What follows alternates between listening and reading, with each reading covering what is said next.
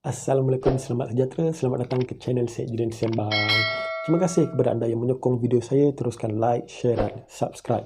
So, untuk hari ini saya akan buat video pengajaran untuk subjek Pendidikan Jasmani tahun 3, topik keyakinan DI.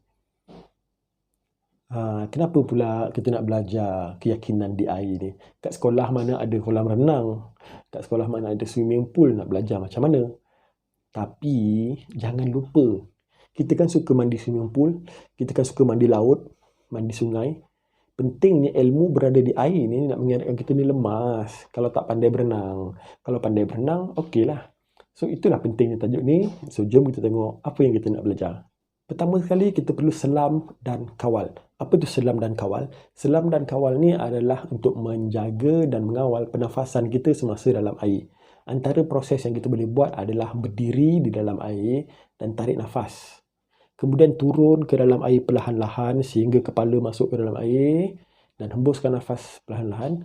Kemudian bangun semula dan tarik nafas semula. Dan proses ni perlu buat di banyak kali, diulang-ulang supaya nafas kita berada dalam air tu lama. Selagi lebih lama kita dapat tahan nafas dalam air, lebih baguslah kita, lebih selamatlah kita.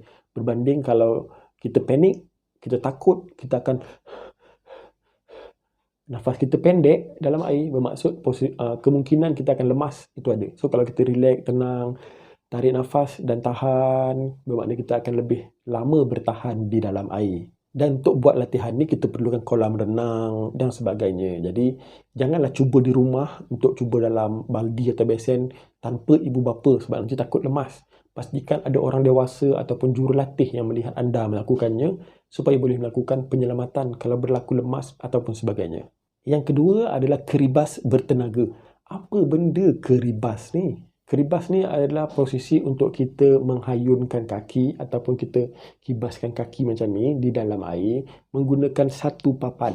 Dan posisi yang pertama adalah posisi menyarap. Maksud menyarap ni kita adalah macam ni, kepala di bawah. Okey, macam ni. Bila macam ni, bila berada posisi macam ni, kita baring di atas air, tangan memegang papan dan kaki kita keribas macam ni perlahan-lahan. Kibaskan macam ni perlahan-lahan supaya seolah-olah air tu berkocak dan ada gerakan sedikit untuk kita berenang bergerak ke depan. Yang kedua adalah keribas posisi telentang. Telentang bermaksud muka ke atas. Muka kita menghadap ke atas. Okey, so dalam posisi ini kita pegang papan keribas tu di badan kita, di dada kita dan kaki kita akan bergerak macam ni. Sama juga macam tadi. So kita akan bergerak ke belakang. So dengan posisi ini sebenarnya dia mengajar kita untuk berenang dan bergerak. So kalau gabungan daripada tahan nafas dan berenang, bolehlah kita berenang dan bertahan di dalam air sekiranya kita lemas ataupun di tempat yang dalam. Kalau anda dah mahir tahan nafas dan boleh membuat posisi keribas macam tu, bermakna anda dah boleh berenang. Dan latihan ini perlu dibuat selalu berulang-ulang kali supaya kita cekap untuk berenang. Sebab ada orang yang masih tak pandai berenang.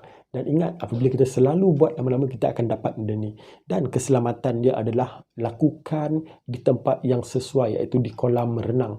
Janganlah buat di tempat-tempat seperti sungai tanpa orang dewasa. Yang kedua, mesti ada orang dewasa yang pandai berenang, ibu bapa ataupun jurulatih. Supaya kalau anda lemas ataupun apa-apa berlaku, anda boleh diselamatkan. Sekiranya anda buat sendiri, anda lemas, tidak ada orang yang menyelamatkan. So, sangat bahaya. Dan yang ketiga, jangan buat sekiranya anda cedera. Contohnya, anda sakit kaki, kaki anda tak boleh nak buat macam ni, sakit tangan tak boleh nak buat macam ni. Jangan buat di dalam air sebab sangat bahaya.